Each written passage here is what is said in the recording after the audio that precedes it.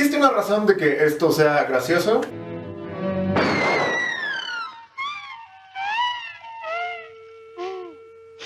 Y de que esto no sea gracioso en absoluto. It will take more than that.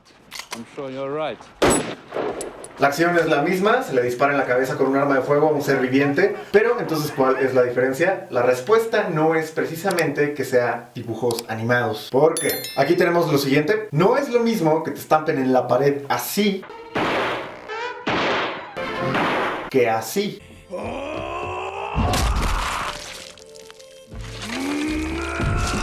Es la misma acción, es estrellarse en la pared, ambos en animación. Sin embargo, referente a la última secuencia, esta vez sí es perturbadora.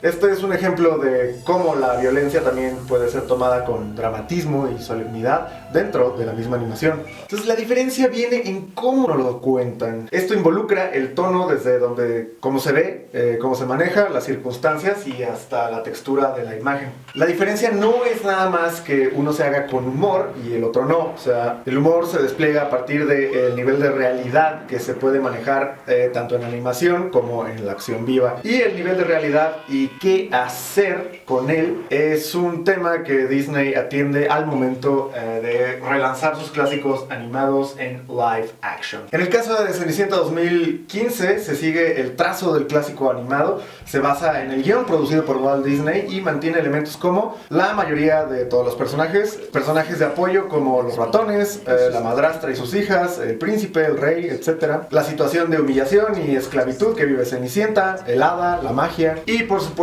las zapatillas de cristal. Mantiene esos elementos, pero ¿cómo mantiene estos elementos? Enseguida vamos a abordar todo esto. Cenicienta 2015 entiende que poner actores frente a una cámara, por supuesto, va a llevar a la audiencia a un tono mucho más realista y que hay otro juego de posibilidades. Así que estos güeyes se embarcaron en la tarea de reimaginar el mundo haciendo lo siguiente. Suprime las características humanas de los ratones y les da mucho menos tiempo en pantalla, así como a los demás animales también les quita tiempo en pantalla. Se le intenta dar una explicación a todo lo que rodea a Cenicienta, desde por qué ella es como es hasta por qué hace lo que hace. Se da más prioridad a la relación con el príncipe, tratando evidentemente de darle más dimensiones a este personaje del príncipe y no hacerlo un simple hombre sonriente que está dando vueltas. Y quizá lo más arriesgado es que se intenta también darle supuestamente nuevos atributos de fortaleza a la misma Ella, a Cenicienta.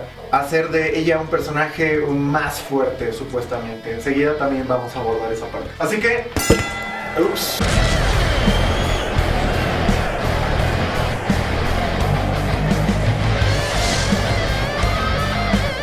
Empecemos con la animación. La animación y más el tipo que tiene el clásico animado de Disney de 1950 de La Cenicienta es un excelente vehículo para exponer un cuento de hadas, porque al comienzo de Cenicienta de 1950 podemos ver que la historia que se nos está a punto de contar está contenida dentro de un libro. Están por contarnos un cuento de hadas. Esta introducción está hecha de hecho en acción viva. Hay un objeto capturado por una cámara, es a lo que me refiero.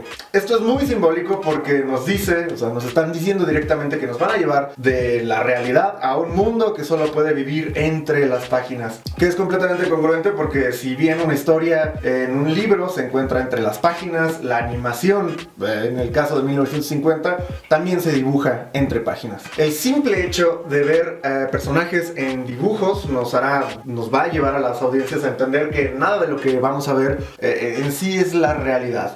Por eso cedemos a suspender la incredulidad. O sea, me refiero a que permitimos aún así que la película nos hable y nosotros seguimos creyendo lo que se nos está contando a pesar de que sean dibujos animados. Suspendemos la incredulidad.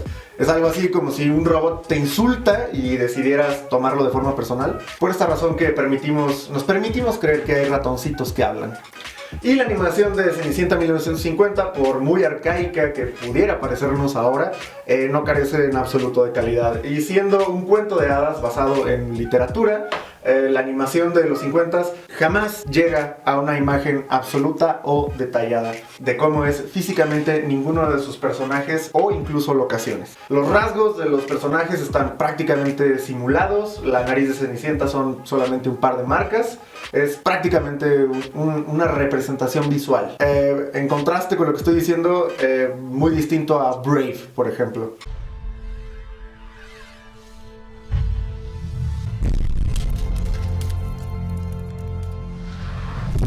También se hace uso de la disminución de los detalles cada vez que nos adentramos más a la historia. Por ejemplo, la casa donde vive Cenicienta no solo es sombra, sino también es mucho más detallada, significando que para Cenicienta, para nuestro personaje principal, la casa es mucho más real. En contraste con el palacio donde vive el príncipe, que tiene estas escalas monumentales, de connotaciones hasta delirantes, y el jardín, por ejemplo, donde caminan cuando se conocen, es completamente austero en detalles. Pero ¿por qué sucede esto? Porque el palacio, el príncipe, salir de ahí, de esa casa donde vive Cenicienta, es el sueño, es un sueño. Ahora, explico esto. Esta sensación que produce la falta de detallismo es muy parecida al lenguaje que utiliza nuestra mente al imaginar algo o al recordar algo también. Es en esencia muy parecido al efecto de la imagen literaria, que la misma película nos establece que el relato viene en efecto pues de un libro. No es necesariamente por una falta de recursos de ilustración, puesto que por ejemplo Blancanieves, que es una película todavía mucho más vieja, de 1937, tiene un notable trabajo de detalle en los fondos. Por lo que la intención en Cenicienta al producir estas imágenes vagas en ilustración nos hace sentir a la película como casi onírica, como si fuera un recuerdo. Es un magnífico trabajo de animación, principalmente porque ya sea por el detalle o por la austeridad de los detalles, estos contrastes están narrando siempre algo, siempre están narrando algo. Un ejemplo de esto es en la secuencia del baile en el palacio, que es uno de los pocos momentos donde se le da prioridad, de hecho, al manejo de luz encima, cuando la luz está sobre los personajes. Es aquí en este momento que los animadores le dan un tratamiento mucho más detallado a las dimensiones de los personajes, resaltándolos en detalles claro, oscuro, y se les presta más atención aquí a los personajes y a los detalles porque es el momento más importante de ellos dos. Y algo importante que el trazo dibujado de Cenicienta de los 50s logra contarnos es que tienes a la tipa más bella del reino, por lo menos. O sea, lo crees, y lo crees porque jamás está aterrizada la imagen de esta Cenicienta. Cenicienta está tenuemente bosquejada. Básicamente la belleza de Cenicienta en esta película de los 50s es un concepto. La belleza esta vez es un concepto nada más. Y para ejemplificar mejor a qué me quiero referir, de que hay un manejo solo conceptual de la belleza en Cenicienta, imaginemos un estadio con 10,000 personas. Y yo les digo con un megáfono a todos en ese estadio: imaginen a la mujer más bella del mundo. Entonces tendremos en la mente de todos estos 10,000 espectadores a la mujer más bella del mundo. Esa mujer más bella del mundo va a estar presente. En contraste, si yo les llevo a la que yo creo que es la mujer más bella del mundo, pongamos de ejemplo a K de Claudia, por ejemplo. Si yo la pongo frente a esos 10,000 espectadores y les digo: aquí tienen a la mujer más bella del mundo. You know you drive me off the wall, the way you make good and all the nasty tricks you pull. Inmediatamente va a haber discusión respecto a si sí es la mujer más bella del mundo o si no es la mujer más bella del mundo entre todos los espectadores, y no todos van a coincidir. Esto sucedería porque no todos tienen la imagen concreta, pero sí tienen la imagen conceptual. Por eso Cenicienta 1950 nos permite ubicar a la protagonista como prominentemente bella, y esta es una de las libertades que permite, por supuesto, la animación. Y no es para menos mencionar a la belleza de Cenicienta, puesto que es una de sus virtudes. Cenicienta 2015 también maneja la belleza como una virtud de Cenicienta, naturalmente. Sin embargo, referente a cómo se manejó la belleza de la protagonista en esta cinta, hay que mencionar lo siguiente. El crítico de cine Richard Corliss remata su reflexión acerca de Cenicienta 2015, aseverando que esta vez Disney finalmente consiguió a su Cenicienta de forma correcta para siempre. ¿Ah, sí? Pues Cenicienta en 2015, Ella, ahora sí es interpretada por una actriz. La vemos interpretada por Lily James, y ese frío aparato que es la cámara retrata a una actriz a toda luz completamente, donde cada detalle empieza a ser parte del relato. todo elemento que aparece en pantalla pasa a ser parte del relato. Por eso en la animación es muchísimo más sencillo controlar todo lo que se va a contar, todo lo que se va a narrar, mientras que en la acción viva puede tener inconvenientes y las decisiones creativas no son las más adecuadas. Esto lo maneja directamente el filósofo Gilles Deleuze, de quien se desprenden de hecho varias metodologías de crítica de cine, como es el caso de nuestro propio crítico a Jorge Ayala Blanco. Y Gilles Deleuze en una de sus tesis es precisamente dice que el cine sería una de las pocas cosas las cuales no son atravesadas por la subjetividad. Como también es una teoría manejada por André Bazin y él argumenta que el cine, específicamente el cine de acción viva, el live action, no es un arte de representaciones. A saber que cualquier objeto que pongas enfrente de la cámara será registrado de forma objetiva y directamente. Para dejarlo más claro, un pintor percibe su realidad y es a través de su habilidad y tecnologías como la pintura que representa lo que quiere, es un transductor. Pero en el cine, al retratar algo se capta la imagen, tiempo y movimiento como lo capta la cámara. Y un inconveniente de Cenicienta 2015, me parece a mí, primero, es que la actriz y de hecho el personaje más bien de Cenicienta, interpretado por Lily James, me parece una morra un poco arriba de la edad de lo que es prudente para el cuento. Y la verdad es que no proyecta esa belleza idílica que sí pudo proponer la versión animada. Lily James, cuando está interpretando a Cenicienta, tiene 26 años. Al día de hoy tiene 31 años, creo, o 32, 31 o 32. Es una mujer ya adulta y la actriz, por supuesto que ni de chiste es fea. Si la ven en la película de Yesterday, Lily James tiene por ahí como 29, ya tiene como 29 o 30, pero luce absolutamente bien, luce excelente. ¿Y por qué sucede eso? Porque ahí aparece con su color natural de cabello. Encuadrada Lily James con sus colores naturales, se ve mucho más joven, porque de hecho tiene como cara de niña, sí refleja ser un poco más joven, pero en Cenicienta la pintan de rubio y cambian totalmente su aspecto. De hecho, la Cenicienta nueva, no sé si lo alcanzan a notar, o si les parezca, pero se ve agresiva, se ve un tanto agresiva. Se ve hasta que ya tiene experiencia de todas. Se ve que hasta aguanta un tren, ¿eh? Ahora, si quieres una Cenicienta rubia, ¿por qué no conseguiste una actriz rubia? El tinte se ve artificial, en contraste con las cejas, que están totalmente oscuras, le dan este aspecto un tanto agresivo. Y sobre todo se ve francamente, como ya dije, grande de edad. Cenicienta originalmente no tiene más de 19 años. ¿Y por qué esto no es un problema menor? Porque esto lo que refleja físicamente Lily James al interpretar a Cenicienta, se entromete directamente con los valores del personaje intradiegéticamente, o sea, ya dentro de lo que es la película. Ahora, ¿cómo sucede esto? Para empezar, es muy incongruente que Ella, en esta película de Cenicienta del 2015, teniendo la edad que refleja tener, sea tan ingenua y tan poco inteligente. Durante toda la película nos recuerdan que Ella tiene por filosofía ser bondadosa y ser valiente. Have courage and be kind. Y el aspecto agresivo que tiene Ella no me permite conectar con ese sentido de bondad que están tratando de hacernos creer que tiene. Esto en el cine, por supuesto, es fundamental, porque el aspecto del personaje me tiene que relatar esa bondad si se pretende que un personaje describa esos atributos. Un buen ejemplo de esto es, por ejemplo, Elle Fanning, que tiene un aspecto mucho más apacible. Antes las fotos estoy segura. El difunto Richard Harris, que interpretó a Dumbledore en las primeras dos entregas de Harry Potter. El mismísimo director de la película, Kenneth Branagh, tiene un aspecto mucho más bondadoso, etc. No basta la intención o que me estés diciendo durante toda la película en la cara que Ella es bondadosa. O sea, lo tengo que ver yo, lo tenemos que ver nosotros como audiencia. Debes recordar siempre esto.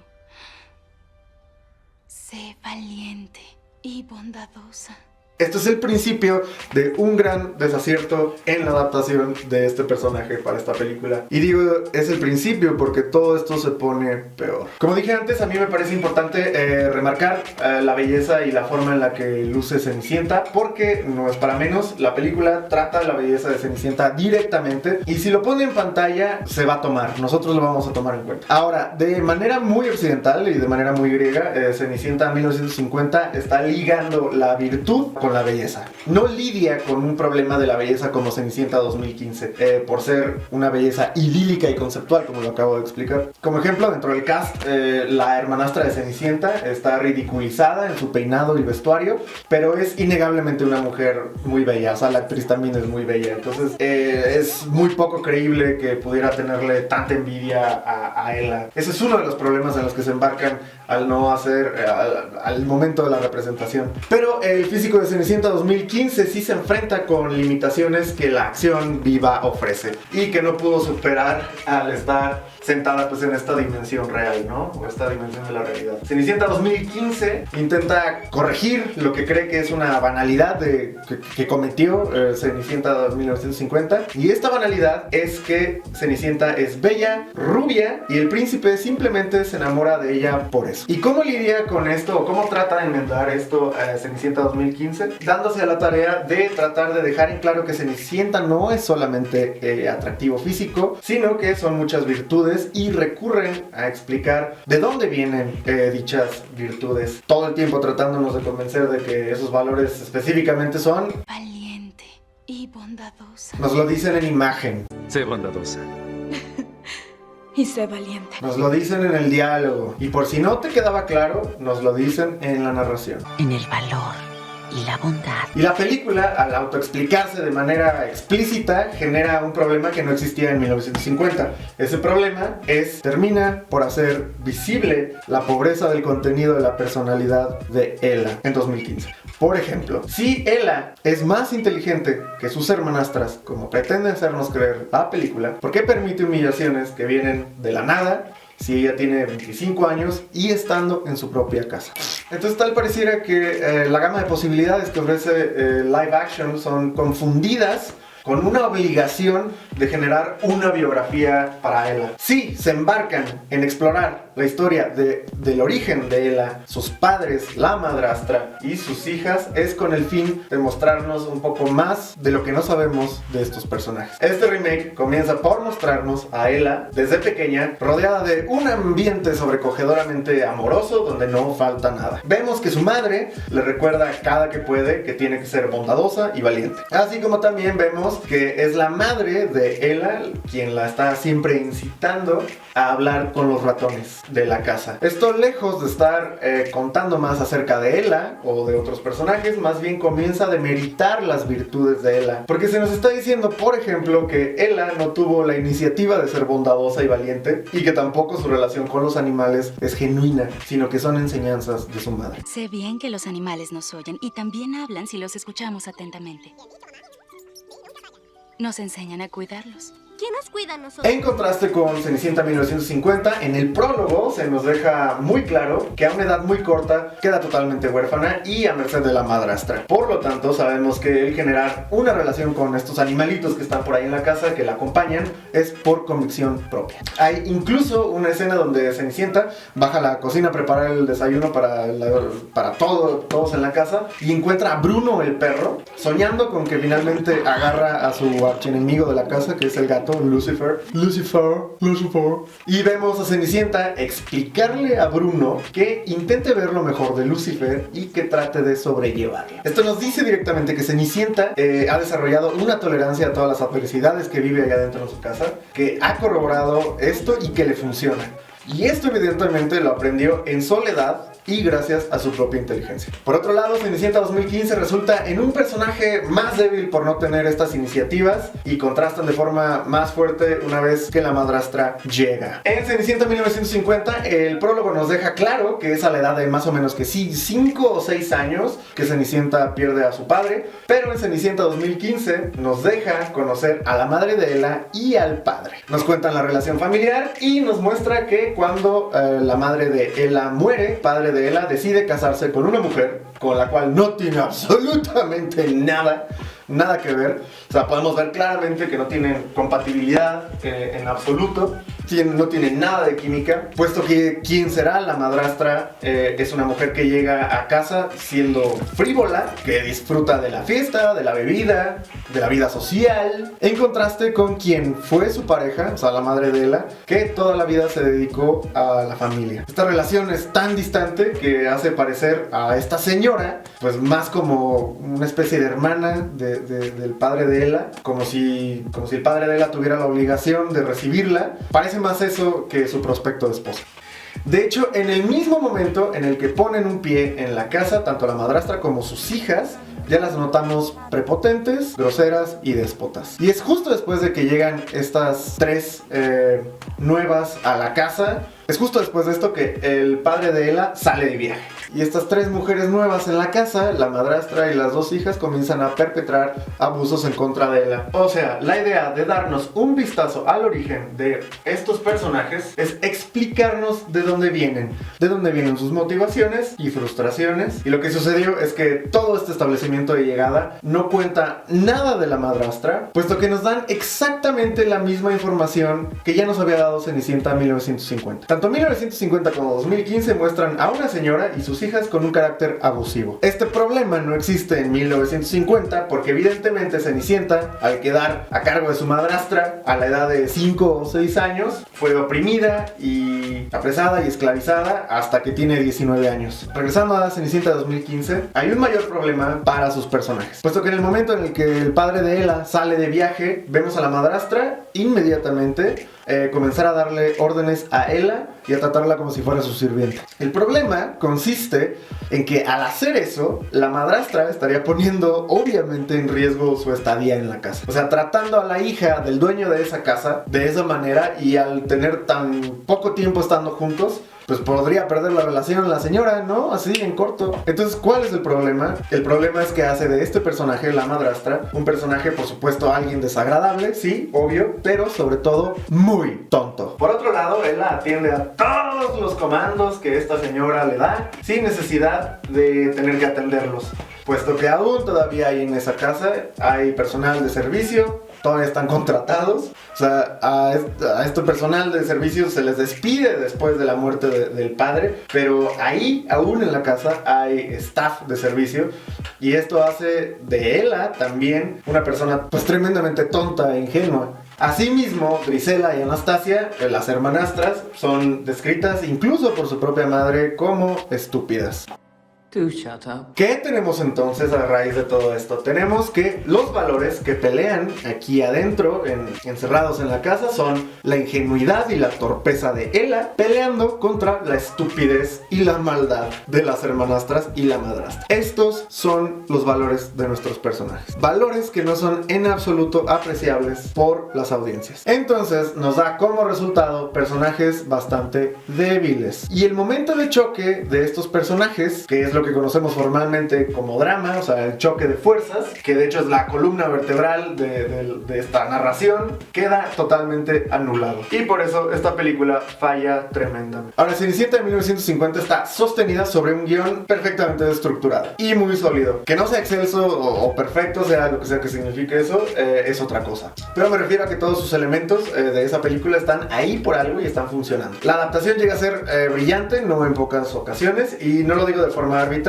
Enseguida explicamos el guión. Empiezo con los animalitos, los cuales son fundamentales para Cenicienta 1950. Aunque a mi gusto tienen un problema, y eso es que es demasiado tiempo en pantalla de animalitos. Esto ofrece inconvenientes porque están obligados a aparecer para la solución del plot y resulta en una película demasiado infantil. Y tal vez uno de los aspectos que no han envejecido muy bien para la Cenicienta de 1950 sea que añadieron estos escaparates humorísticos de slap humor, como secuencias donde Lucifer, el gato de la madrastra, intenta atrapar a Gus Gus y a sus amigos, y esto seguramente lo hicieron debido a la popularidad que tenía Tom y Jerry en aquellos años. Sin embargo, debido a lo sólido de la estructura de este guión, es imposible retirar cualquier corte donde incluyan a estos animales, porque de hecho los ratoncitos incluso llegan a contarnos parte de la personalidad incluso de la madrastra, y por supuesto nos cuentan mucho de Cenicienta. Ahora, ¿cómo sucede esto con los animales? Va, ejemplo, justo al despertar Cenicienta, la película aborda inmediatamente el tema de los sueños. Cenicienta Cenicienta es despertada por sus amigos los pájaros y hay un pájaro al que se le prohíbe cantar junto a Cenicienta.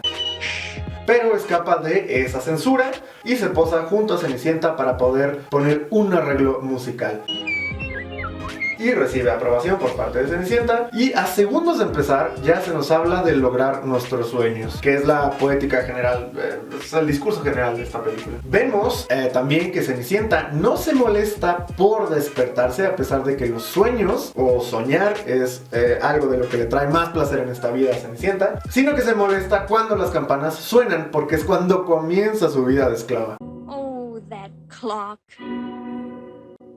Killjoy. Vemos a una Cenicienta temperamental, al reclamarle a las campanas del reloj, harta ya de la vida que tiene. En apenas 3 minutos ya sabemos una de las motivaciones principales de la protagonista. Sabemos cómo es su carácter, sabemos que la podemos hacer enojar, pero sabemos que es muy buena onda con sus amigos y sabemos la relación estrecha que tiene con ellos, pues de hecho la ayudan hasta bañarse, y sabemos que quiere y sueña con estar en otro lado. Sin embargo, algo interesante de los animales es que no solo sirven para la narrativa, sino como suavizante para la violencia, puesto que hay una escena donde hay una riña entre el gato y los ratones, y esto sucede a los pies de Cenicienta mientras entrega el desayuno o el té.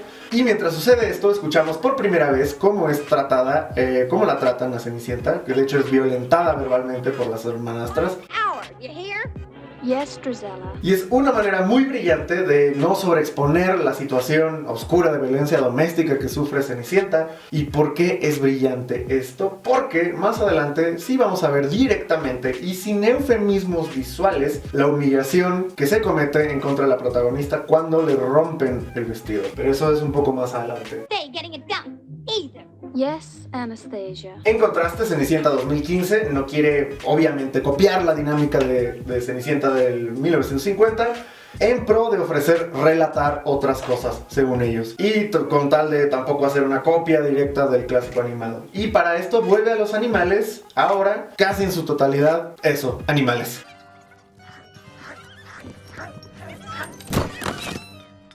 Por medio de la tediosa narración, el hada nos cuenta que la madre de Ella la incentivó a hablar con sus mascotas, y con esto Cenicienta 2015 banaliza esa relación, porque relacionarse con ellos es parte de las sugerencias de su madre. No viene de una compasión genuina como en 1950, algo que empecé a explicar desde el principio. Por otro lado, los ratones para 1950 siguen jugando una buena parte en Cenicienta, cuando por ejemplo a Cenicienta se le promete que puede asistir al baile si termina todas sus tareas. Para esto Cenicienta tendría que terminar de hacer todo y después empezar a confeccionar su vestido desde cero. Los ratones saben obviamente que quiere Cenicienta asistir y entonces la ayudan. Mientras ella hace los labores de la casa, los ratones confeccionan un vestido para ella a partir de retazos y accesorios que las hermanastras de Cenicienta desprecian y pues tiran. Esta basura, entre comillas, que no le sirve a las hermanastras, es la materia prima de los ratones para hacer un vestido rosa que vemos que hará lucir espléndida a Cenicienta, por supuesto. Y aquí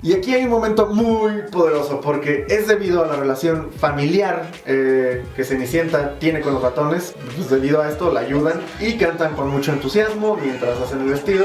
Entonces, lo que quiere decir es que este vestido es un acto de amor de los ratones a esa persona que ha sido tan buena con ellos. Esto es súper importante porque esta relación que tiene Cenicienta con animales que son considerados una plaga nos habla de qué tipo de corazón Cenicienta tiene, sin necesidad de que una narradora nos lo esté diciendo cada 5 minutos. Pero las hermanastras se dan cuenta de que el vestido de Cenicienta tiene piezas que solían ser de ellas y que ahora por conveniencia están diciendo que les pertenecen, cuando horas antes le estaban gritando y recriminando a su madre que solo tenían basura para vestirse. Y entonces emprenden a arrancarle el vestido. El acto es atroz, o sea, verdaderamente es una violación feroz ahí que se avientan, donde le arrancan las piezas de toda la ropa. Y este acto violento cierra abruptamente un arco de lo que empezó siendo un acto muy amoroso por parte de la familia y amigos de Cenicienta, Y el entusiasmo de los ratones y de Cenicienta es apagado abruptamente y quedan humillados por dos adolescentes que son genuinamente malévolas, porque son ignorantes respecto a sus actitudes dentro de sus costumbres, ni siquiera se autocuestionan, sino simplemente les es natural ser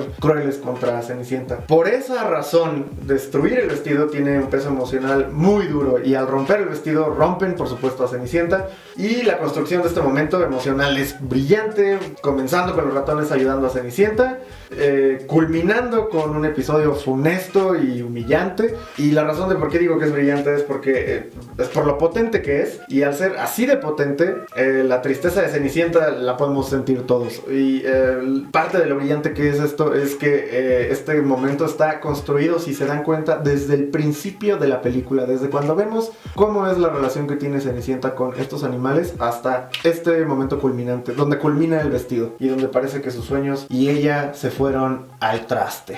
En contraste, en Cenicienta 2015 terminan haciendo ver a Cenicienta como una chica bastante ingenua otra vez, porque piensa que cuando se están encargando estos 3 vestidos se está pidiendo uno para ella. Ve al pueblo inmediatamente y dile a la modista que confeccione 3 finos vestidos. 3 es muy atento de su parte. ¿De qué hablas? El pensar en mí. ¿Pensar en ti yo? Mami, ella cree que el otro vestido es para ella. Pobre Cenicienta, tan lenta, qué vergüenza. La madrastra le dice que no sea ridícula y que ella misma es ella misma la propietaria de ese tercer vestido. Un vestido para Anastasia, otro para Drizella y otro para mí. Y es que pues, ¿cómo se te ocurre que uno de esos vestidos va a ser para ti, no? O sea, si desde el principio te tratan a patadas, o sea, pues no seas pendeja, ¿no? Entonces desde el principio se le niega la asistencia al baile a Ella, y entonces desaparece aquella jugada por parte de la madrastra de ilusionarla. Por lo que la madrastra de Cenicienta 2015 es aquella déspota básica que no tiene mucha imaginación y disfruta de un resultado inmediato al humillarte al instante con lo que puede, en contraste con aquella madrastra de 1950, quien desde las sombras juega contigo y disfruta de verte feliz porque sabe que al final vas a perder, o sea, porque tiene todo el juego arreglado. ¿Qué madrastra entonces es más mala? ¿La maquiavélica calculadora o la vorazmente agresiva? De hecho, la madrastra de 1950, si se ponen a ver, pues nos hace pensar que hasta probablemente tuvo algo que ver con la muerte del papá de Cenicienta. O sea, si es capaz de tranquilamente calcular todo desde el principio, pues eso genera que sea un personaje que dé miedo, porque no sabes hasta dónde pueda llegar, ¿no? Innegablemente es una villana superior a la de Cenicienta 2015. Regresando, después de que a Cenicienta le dicen que no va a ir, de forma alegre Cenicienta va y ayuda a sus hermanastras a arreglarse para el baile. Después es la narradora la que nos tiene que decir, nos tiene que explicar que Cenicienta pensó que no habría problemas si ella misma se alistaba para ir al baile, y es cuando vemos que los ratones la ayudan a coser partes de un vestido. Ahora, ¿qué te hace pensar que vas a ir? Nuevamente aquí embarcan a Cenicienta dentro de una tonalidad de ingenuidad y estupidez. Pero esto de que los ratones puedan coser ya es un tanto ridículo, porque son simples roedores ahora nada más, cuando desde el principio no se nos establece ni siquiera que pueden hablar. Y cuando se dice que Cenicienta de 1950 es absurda al tener animales que hablan y que tienen formas casi humanas, no nos referimos, no te puedes referir a que sea ridícula. O sea, el absurdo y el ridículo es distinto. El absurdo es aquella frontera entre lo real y lo totalmente delirante, pero cuando me refiero en este caso a que es ridículo, me refiero a que pues no tiene sentido que lo que ahora son simples mascotas pues tengan la habilidad cognitiva y manual para coser un vestido. Ahora, el vestido no lo hacen desde cero como en 1950, y el vestido es nuevamente herencia de su madre, el cual solo necesitaba un par de reparaciones, y al costar mucho menos trabajo tiene mucho menos potencia ver cuando destruyen ese vestido. Y el hecho de que ella misma se invite cuando la madrastra se lo negó desde un principio hace esta situación pues obviamente un presagio. O sea, sabíamos, estábamos esperando, era obvio pues, que no la iban a dejar ir, y además que las tipas son malas, las hermanastras, y te habían negado al principio principio. Entonces, ¿qué esperabas? No hubo tensión en ningún momento y además la primera en atacar es la madrastra. Ella es la primera que se lanza a destruir el vestido. Las hermanastras, por su parte, le siguen el juego a la madrastra, alegando que el vestido es una broma ridícula de moda antigua.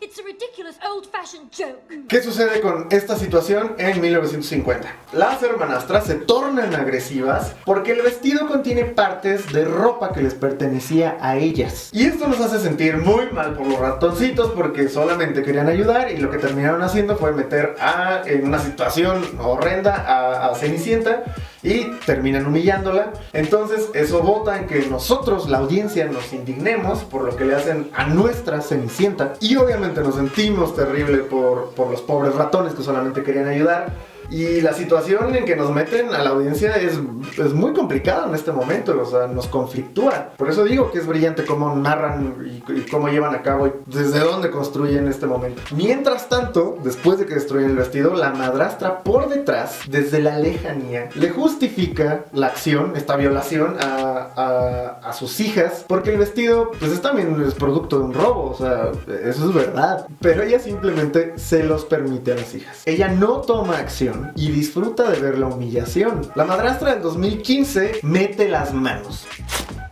La madrastra de 1950 deja que sus hijas destruyan a Cenicienta. Y francamente, cualquiera de los dos casos, por supuesto, es horrendo. Pero en 2015 solo nos llegamos a sentir pues mal por Ella, por lo que le sucede, por la situación que vive. Pero en 1950 es devastador para todos nosotros porque estamos invertidos totalmente con Cenicienta y sus amigos. Ahí radica el peso. Ahora, nuevamente, en 2015 la madrastra le grita en la cara a Cenicienta: marca mis palabras, no vas a ir al baile. Now mark my words. You shall not go to the ball.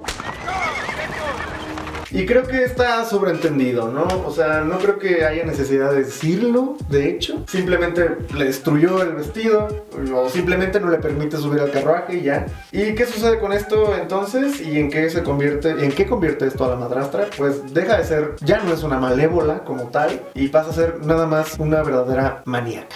Ahora, comparemos los resultados de la humillación y cómo se solucionó en cada caso. En 1950, después del ataque, Cenicienta corre al jardín a través de su propia casa, que está totalmente en penumbras. Todo el escenario es funesto y la oscuridad nos relata, de hecho, cómo se siente Cenicienta en ese momento. Puedes describir incluso con palabras la escena y te está dando la situación de cómo se siente Cenicienta.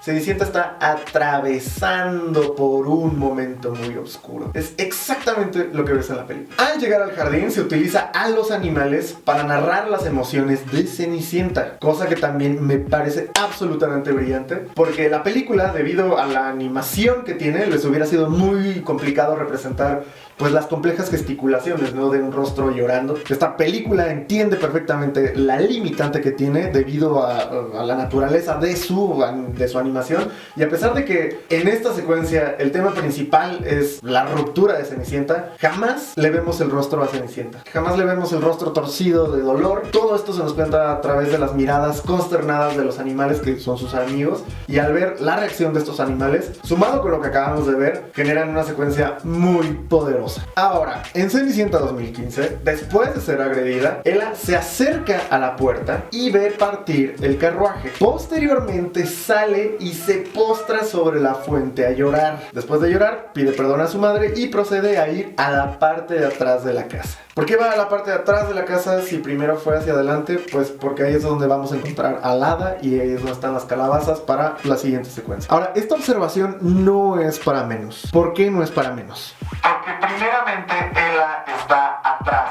y después avanza hacia adelante. El desplazamiento de los actores es fundamental porque recordemos que todo lo que aparece en cámara está narrando algo. Si lo que está señalando la película a través del personaje que es Ella es que se está echando para atrás. Perdón, madre.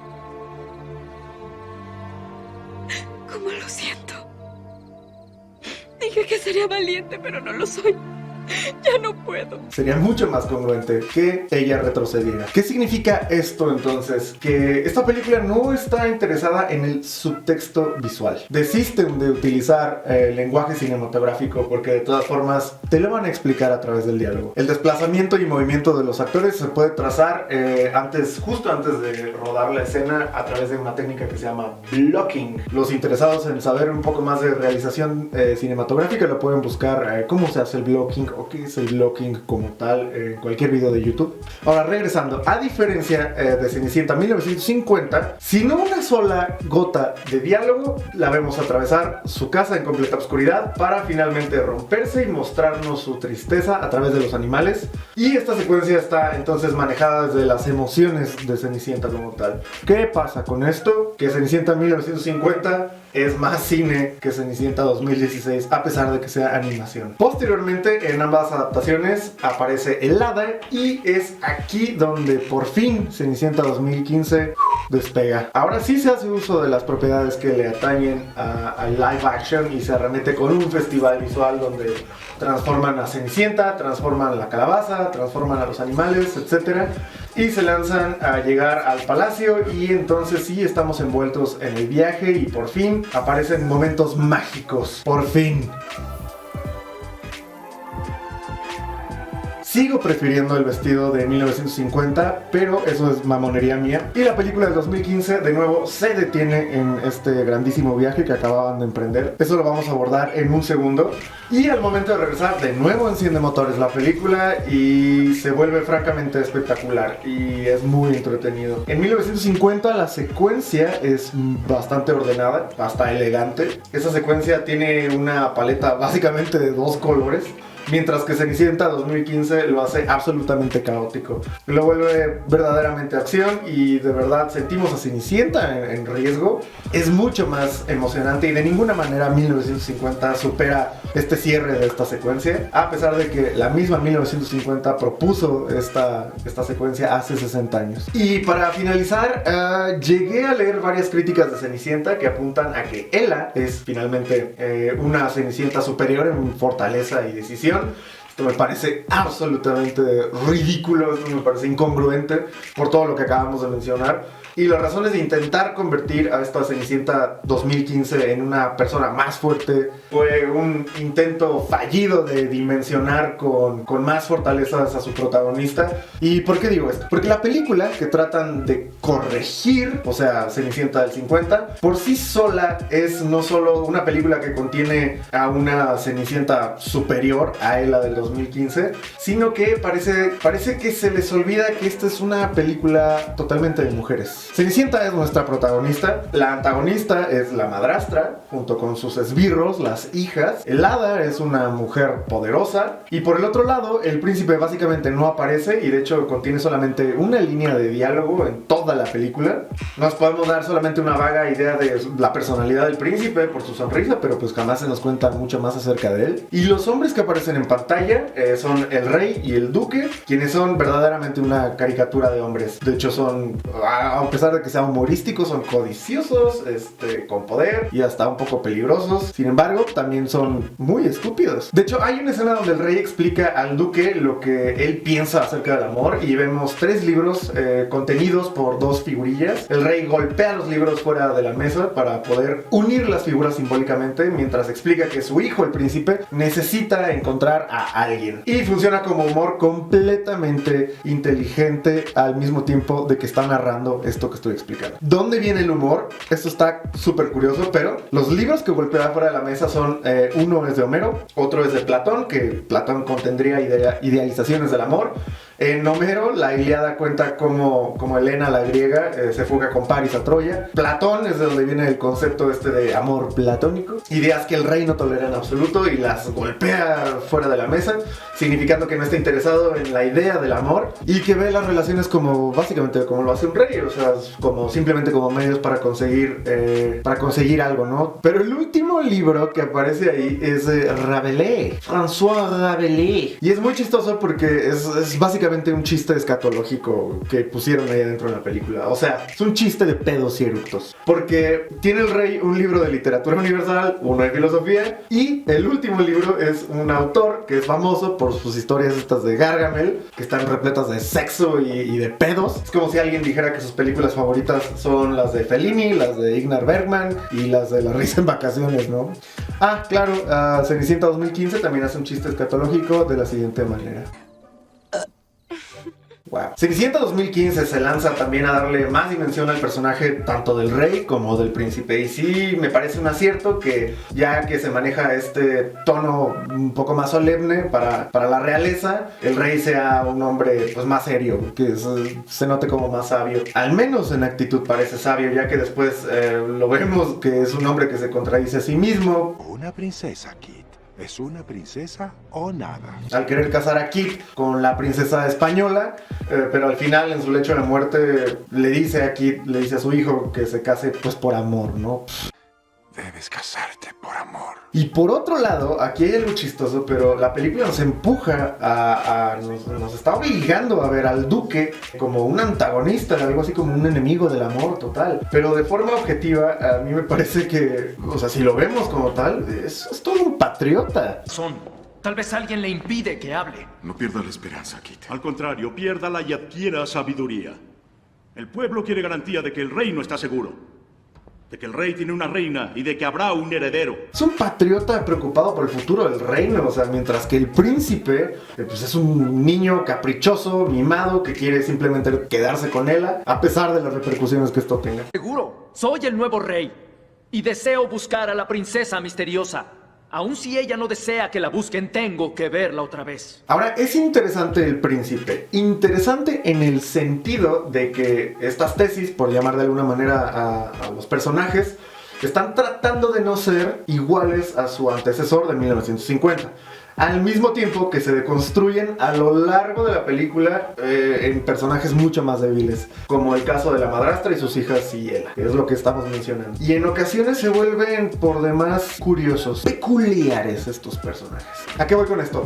Ella conoce al príncipe mientras él está de cacería. Es un deporte de la realeza y una actividad de placer, y al toparse Ella con él, el príncipe miente acerca de su identidad. Y la primera interacción entre ellos dos es de hecho una confrontación. Ella es amante de los animales. El príncipe disfruta de matarlos por diversión, y el príncipe cuestiona a Ella con el por qué debería limitarse él, y Ella le explica pues su versión, le explica su filosofía. Supuestamente nos quieren hacer creer que la filosofía de Ella le parece atractiva a Kit, al príncipe, pero esta parte de la película me incomodó desde el principio, porque no tiene sentido que a Kit le agrade lo que ella piensa respecto a sus actividades de placer. Entonces, sí, ¿qué es lo que sí alcanzo a ver? Debido a la mirada esta lujuriosa que sostiene Kit sobre Ella, veo que ni siquiera, o me da la impresión de que ni siquiera está interesada en lo que Ella piensa,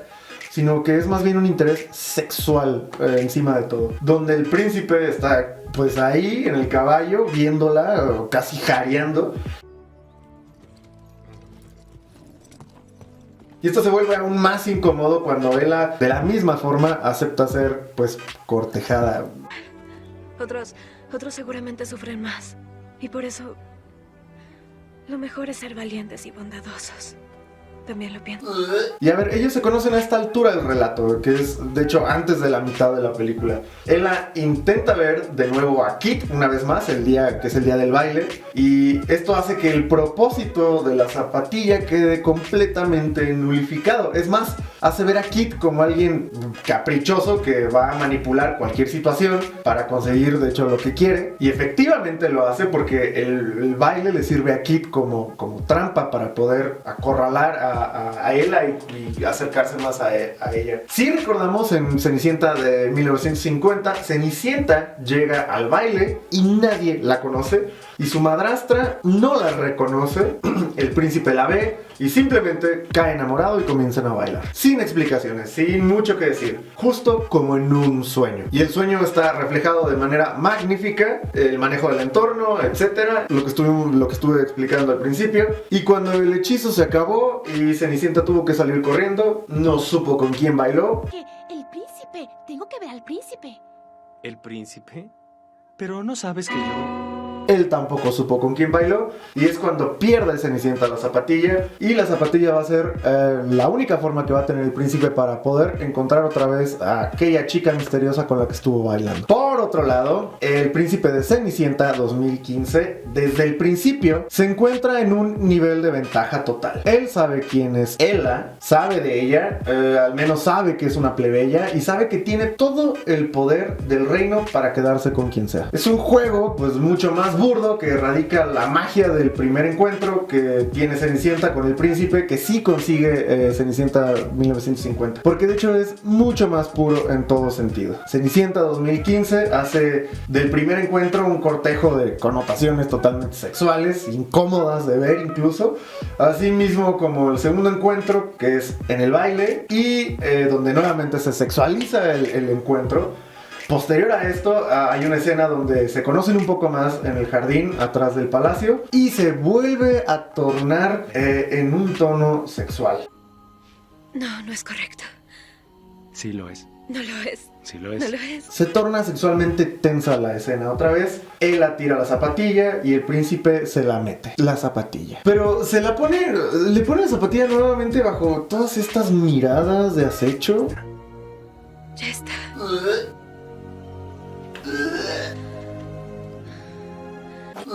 Y entiendo que no hay necesidad de seguir la línea inocente que sí tiene 1950 de este amor platónico que establecen, pero la opción que tomaron fue de dotarla de dimensiones sexuales, ¿no? Y ahora, o no fue la intención que pareciera un circo de insinuaciones, o simplemente no les interesó el resultado que les quedó por estar trabajando a presión con una fecha de entrega, pero cualquiera de estas dos opciones francamente es decepcionante. Y justo ya acabándose la película, Cenicienta 2015 llega donde la madrastra está a punto de decirle a Ella por qué la odia tanto. Y justo en ese momento, la película que se dedicó por 2 horas a sobreexplicarse una y otra vez, con narración, visualmente y con diálogos, nos deja con la duda. La madrastra no le dice a Ella por qué la odia tanto. ¿Por qué? ¿Por qué? Porque tú eres joven e inocente y gentil, y yo...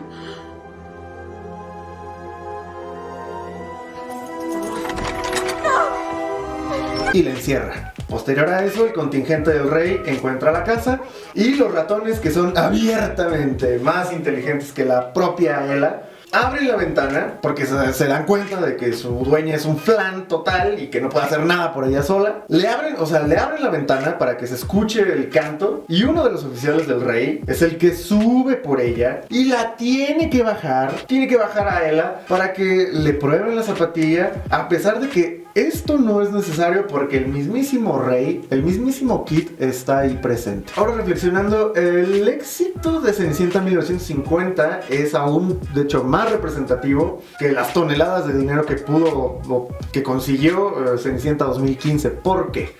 Era 1950, 5 años después de la guerra más brutal de toda la historia. Y en su mayoría fueron los hombres los que se encargaron de planear, destruir, asesinar, hacer un desastre en Europa, en todo el mundo.